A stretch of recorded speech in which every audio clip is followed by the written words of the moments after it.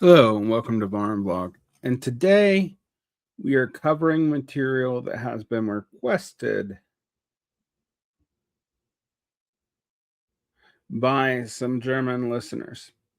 I've often been critiqued of over focusing on America because I guess I live in America these days.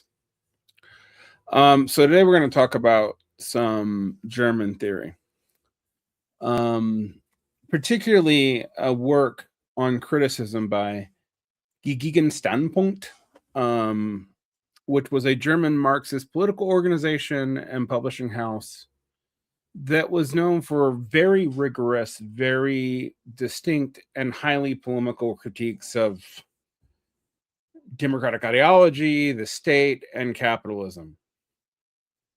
The group emerged from the remains of the Marxist Geschichte which was a group within the K-Gruppen, which was a very particular set of communists in West Germany in the 70s and 80s. The MG, the Marxist Geschichte dissolved in 1991 for a variety of reasons, including state surveillance and pressure from the German state. But a lot of its key members form the GSP. Now, I didn't know any of this until very recently, so I did a deep dive. I'm going to talk about who the K-Gruppen was and who the MG was as well. The Marxist Marxist Geschichte. Marxist. I can't pronounce German anymore. Mein Deutsch ist sehr schlecht. It's very bad these days, particularly my spoken German. I did check this article out in both English and German, because I was trying to get a feel for some of the stranger repetitions and how they worked in German. But I found that the German was a little bit above my pay grade to just translate myself.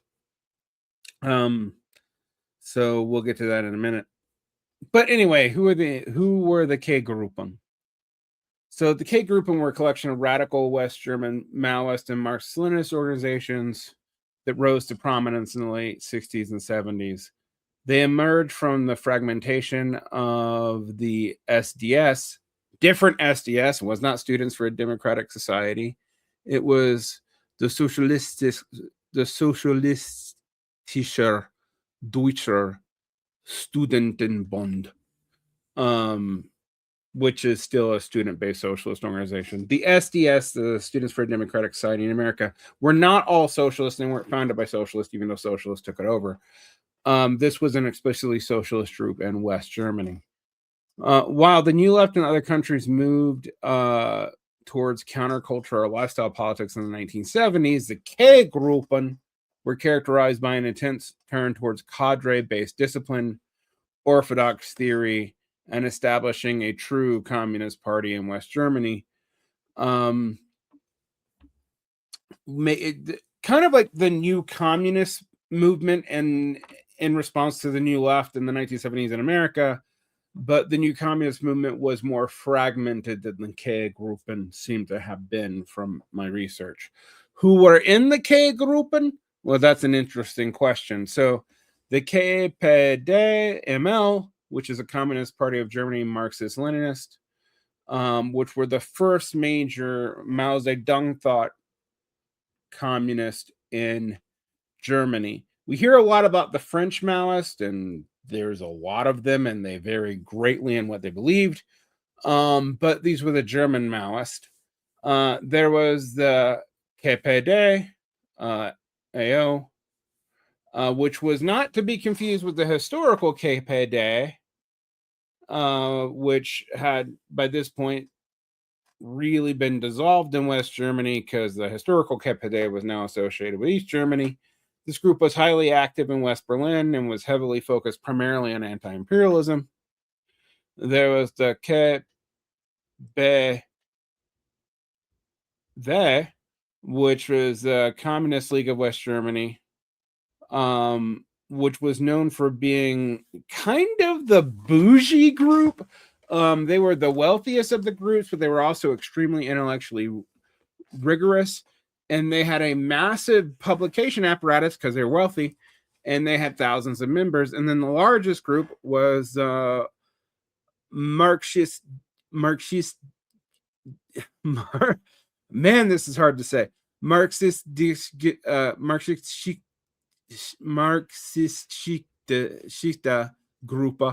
or the MG, which is what I'm going to call it now, which were very influential in university towns, particularly in Munich, actually where I went to school for a very brief period of time in my life. And they were known for very high level polemics, and they eventually became larger than the KBW. And I'm just going to say all this in English from this point on. Sorry, German listeners. You probably rather me say it in German than say it in English than butcher your German anyway. I mean, you probably would rather me say it in German if my German was fluent, which it is not anymore. So what were the key characteristics of the K-Gruppen before we get into the MG? Members, many of whom were intellectuals or students, often went into the factories, a process they called Industrialisierung, to recruit industrial workers, though they met with the same limited success as the new communists doing the same thing in the United States. So they actually mirrored the United States in this proletarian turn and have very, very limited success in their attempt to enter the factories and do salting for communists in the factories. These groups were also famously sectarian, again, like the new communist movement. They spent as much time attacking one another over the correct interpretations of Marx, Lenin, or Mao as they did attacking the West German state, kind of like Trotskyists, Maoists, and left communists today. I mean, all social democrats attack other social democrats too. It's basically what leftists do. They were anti-revisionist and rejected the Soviet Union and East Germany as social imperialists by and large. They were opposed to the GDR, and they either looked towards China, or if they were super orthodox, towards Hoxha and Albania for their ideological leadership and inspiration. And joining a K-Gruppe often required total commitment. Members were expected to donate significant portions of their income, basically pay a tithe, attend nightly meetings, not just weekly or monthly, and adhere to strict moral political codes. By the late 1970s and early 1980s, the movement began to collapse because its high degree of commitment led to internal burnout. Again, see the new communist movement, also which did the same thing at the same time. And also fundamentalist evangelicals, actually, who had a similar burnout. Theirs was in the aughts as opposed to the 90s. They were also heavily state repressed, and then they went into a severe shock in 1982 as Maoism split among Deng and classical Mao Zedong thought lines. The fragmentation of Maoism into the various different Maoist groups really happened around 1982, and this really fucked up the K-Gruppen, from what I can tell.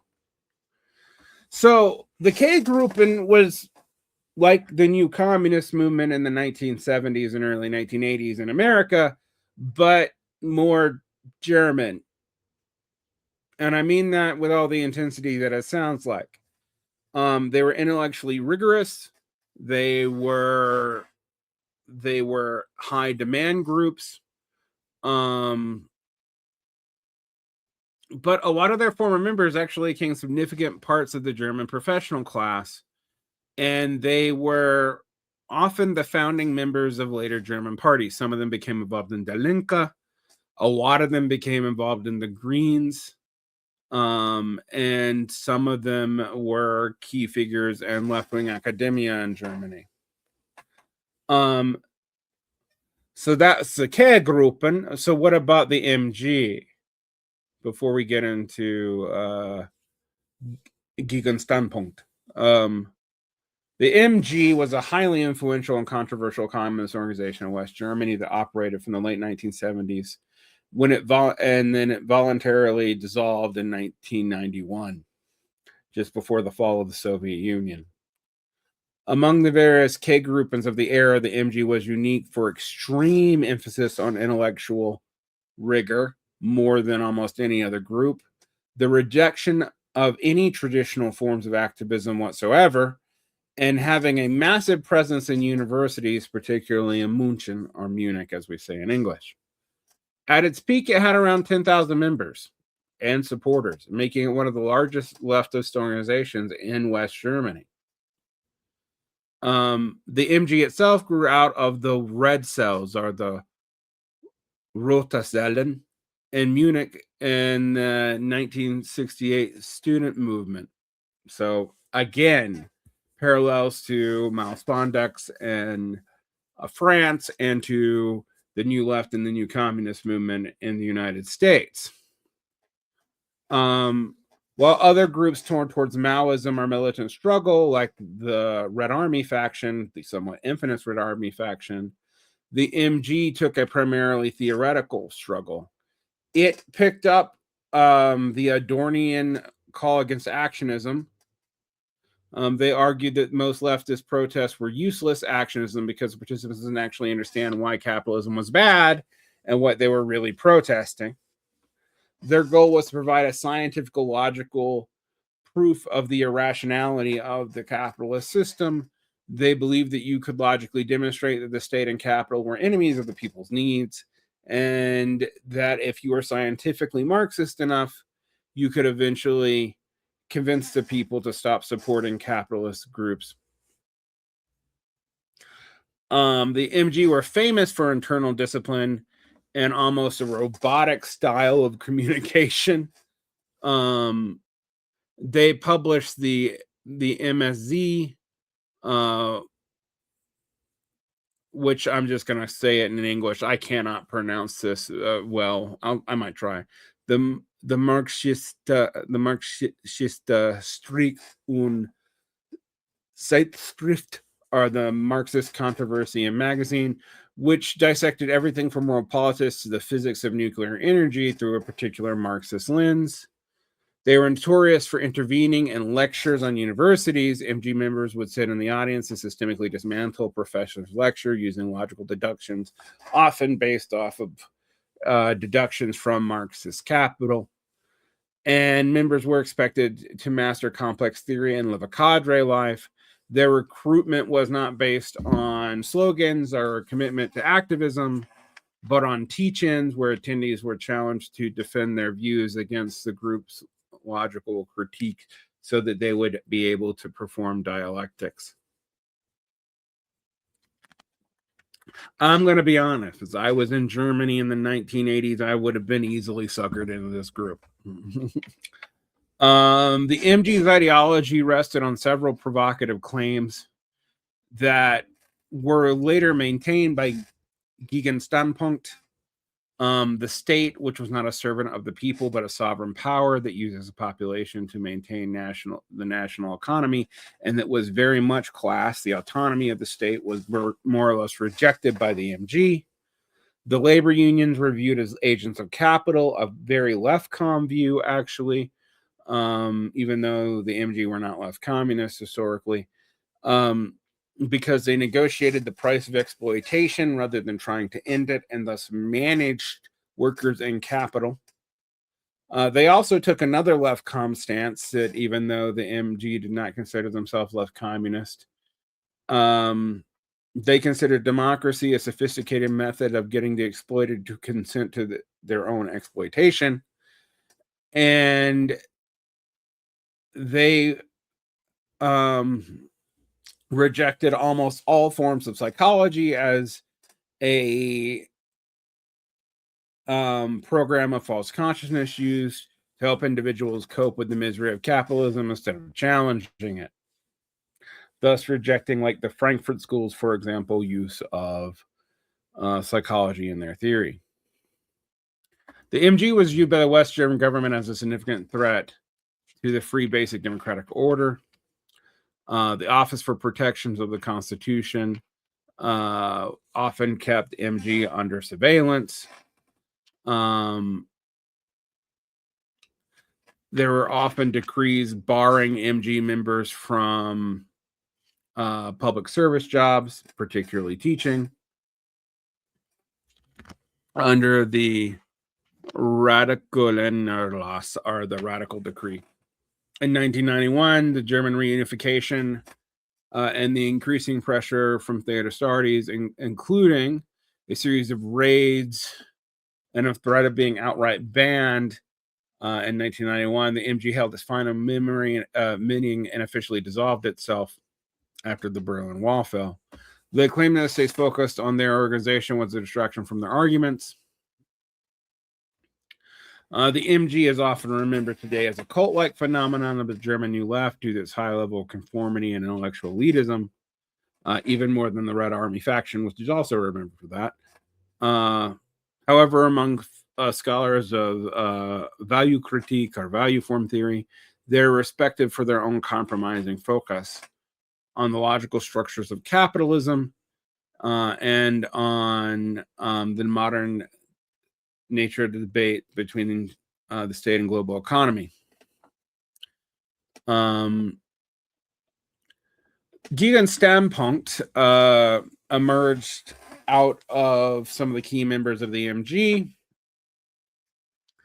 They were a group defined by several specific intellectual commitments that distinguished it from a lot of the remainders of this new left groupings that were around the K-Gruppen. They adhered to a pretty strict reading of Marx's Capital, focusing on logical rather than historical development of value, money, and capital. They focused on the logic of it all more than the history of it all, and this kind of shows up in the article that I was asked to read. They argued that capitalism is coherent but a rational system of exploitation that cannot be reformed. Like almost all communists. They also were highly critical of the democratic state. They argued that the state was not a tool of the people, but a power above society that that managed the requirements of capital, taking the state as the ruling committee of the bourgeoisie a lot more seriously than other Marxist groups, because they rejected the idea that state autonomy was really put it beyond class struggle or made it an unclassed organ. They were particularly critical of citizens that are dealt with national interests that are actually antagonistic to their own well-being. And this shows up in the essay that we're going to talk about too. The GSP also spent significant effort analyzing how individuals in capitalist society rationalize their own subjugation, and they threw out modern psychology as a means of making people functional in the system that caused them harm. Again, they had inherited just from the MG. The other thing that they rejected rigorously was moralism. Now, nominally, most Marxists reject moralism, but they rejected it very, very, very rigorously. They did not argue that capitalism was unfair or evil because they thought these terms were meaningless, but rather that it was demonstrably harmful as a system of social labor, but that it functioned exactly as intended and was coherent. They operated a quarterly theoretical journal, also titled Gegenstandpunkt.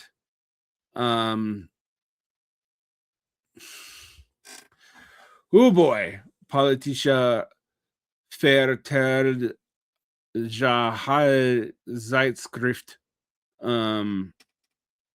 Man, German compound words. Their writing style is famously dense, precise, and uncompromising, but not full of a lot of the same kind of jargon that you knew from either highly theoretical groups like the Frankfurt School or Marxist-Leninist groups. They often tried to use a scientific tone to dissect current events, and they were really focused on two more key things. One was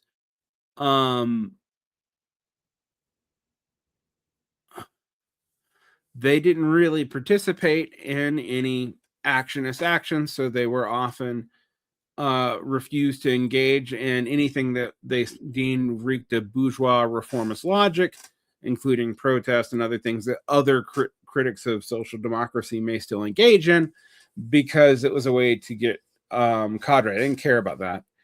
And their methodology invoked taking commonly held beliefs such as education is a path of freedom, our police to protect us, our criticism is good, and attempting to prove that in reality they were the exact opposite of the common sense understanding, which is one of the things we're going to see on this What is Critique essay.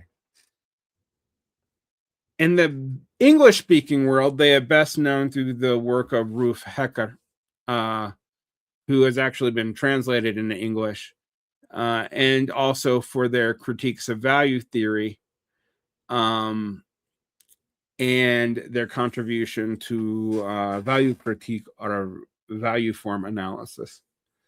So they aren't unheard of here, but they are a very minor contributor in ways that, like, say, a lot of French and new communist groups are much more known in the English-speaking world. Whoa, boy. Okay, so let's get into that. So the GSP, or Gegenstandpunkt, wrote an article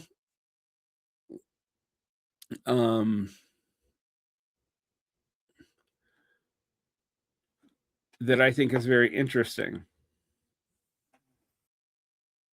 It was one of their later works from their journal. It was published an issue or volume 4 in 2013, somewhere after Occupy. It's very long, but you can find it in translation on their website in English. And if you have any knowledge of the German, I actually do think it's helpful to go back to this one in German. Some of the repetitions and stuff at first seem a little off and then almost seem ironic, and you realize that they kind of are. But I'm going to summarize this as opposed to trying to read to you a 33-page article translated from German. And I'll give you some key quotes.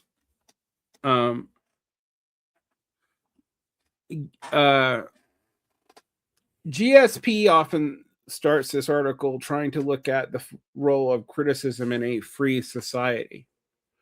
In democratic societies, criticism is not suppressed. It is encouraged almost as a popular sport, and we see this even more in 2026 than we do in 2013.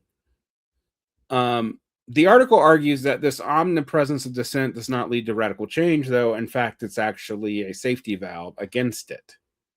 Instead, it contributes to the stability of the state and thus capital, because the form of modern criticism is fundamentally flawed due to moralism, actionism, and other key issues. By converting objective grievances into subjective opinions or moral pleas, critics inadvertently reinforce the legitimacy of the system they oppose by advocating for things in an irrationalist way. One way to view this as motive versus execution, which is a failure of knowledge. According to GSP, criticism typically begins with a practical feeling, a sense of dissatisfaction with one's own need or expectations, which clash with reality. Alienation, basically. But the article posits a sharp divide between feeling harmed and understanding harmed, a divide that they would contend that a lot of critical theory, particularly in the US, in the same time period, actively wish to erase and treat qualia or feeling as a form of objective knowledge. You can see this in things like standpoint theory, which is an expansion of Lukács into the liberal world. Lukács took the standpoint of the workers. This is subjectified in the works of a bunch of Marxist feminists in the 70s in the United States. and then later on is removed from any Marxist context where claims of knowledge are treated based on their qualia. So you can't make a claim about someone's knowledge based on their structure or logic. Instead, you have to respect their lived experience. This article aims to do the exact opposite of that.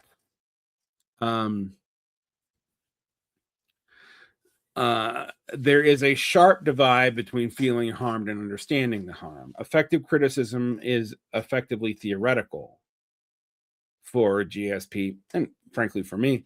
One must understand the objective laws and mechanisms of institutions causing the harm, be they the state or the economy, and the deductions one makes from that harm in a structural and logical manner. Many critics substitute knowledge with personal taste, dismissing things that are stupid or uncool. I often dismiss things as stupid, I'll admit. But this does not get to the fundamental structure or logic of the systems of oppression. Nor is lived experience actually and the knowledge of qualia the same thing, or even approximating the knowledge of structure. Now, these are not the terms GSP uses, but this does seem to be what they're getting at. And this is why criticism is allowed in a free democratic society, because even radical criticism against capitalism that is highly moralistic does not understand, cannot lead to an understanding of how to undo the system, only to mitigate its damages largely through moral outcry. All right. If critique is just an opinion, it is no more valid than the situation itself. So exploitation itself is valid if your critique of the exploitation is just based on opinion. Another thing the article spends an inordinate amount of talking about is the pathologies of modern dissent. The article identifies 3 specific aberrations that neutralize the power of criticism. One is a cult of effectiveness, or what we might call the cult of emotionality. Modern critics elevate the victim, assuming that suffering grants automatic insight. Historically, Marxists don't actually think that suffering grants insight, or that lived experience is the primary thing we care about. All right. In fact, being a victim of the system does not make one an expert on its mechanic. It just makes you knowledgeable of the qualia of being a victim. Relying on being affected spares the critic from the hard work of objective structural analysis and the attendant logic therein. So as long as one is trapped by past lived experience, one cannot really deal with, according to GSP, all the objective conditions and logics that flow from that to actually oppose the system, whatever the system is to you. Then there's a trap of moralism. Instead of explaining what a thing is, critics measure it against an abstract ideal, such as justice, humanity, or fairness. You will notice that I actually also kind of agree with this, because while you might hear me say justice, humanity, or fairness, or evil, or good, it's very rare that you do. And even though I do think communists need morality, and I do think morality is unavoidable, and I would say that maybe GSP overcorrects here, that most people don't define what their morality is, or how it comports with any logical structures or critique, nor admit that their morality cannot make it politics. In fact, subsuming morality to politics or politics to morality, in my opinion, reduces both. For GSP, though, demanding the system live up to its values, the critic is implicitly accepting the system's legitimacy and values as valid. Thus, they are only asking for a better version of the system.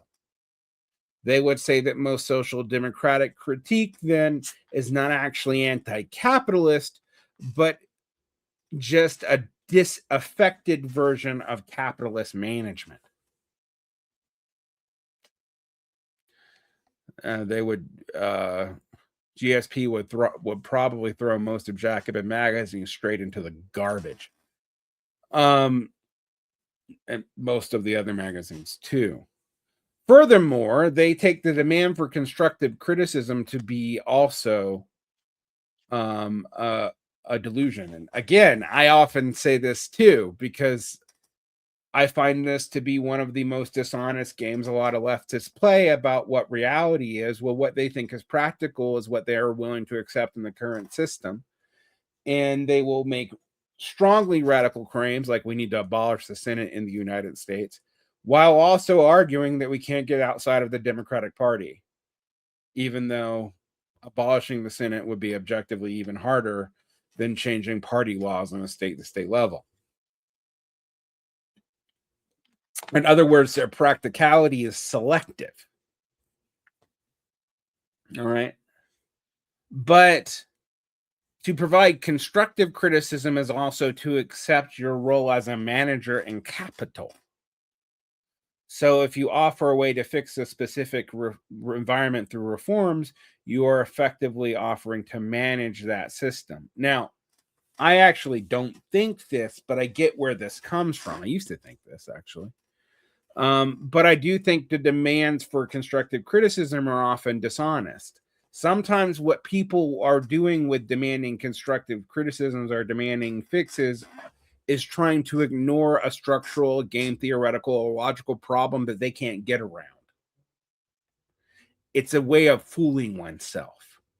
And on this, I am very much in the similar vein to GSP.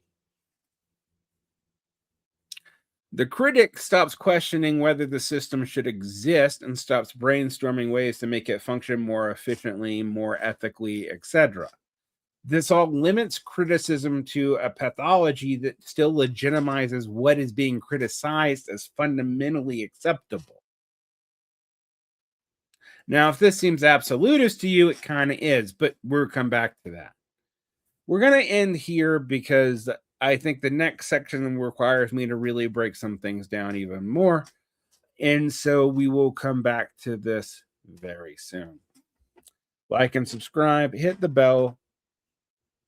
You can find more at the Patreon of the same name as the show, Varn Blog, and you can get access to all the audio for as little as $4 a month. Man, I hate the Amway pitch at the end of this video, but I have to do it. I also am going to encourage you to go and read some of this more obscure German work and value critique and Gegenstandpunkt and stuff beyond, the Frankfurt School and all that. Because I do think there's a lot of theoretical innovation in here, even if some of it is also almost dogmatically rigorous to the point of being somewhat limited in its use.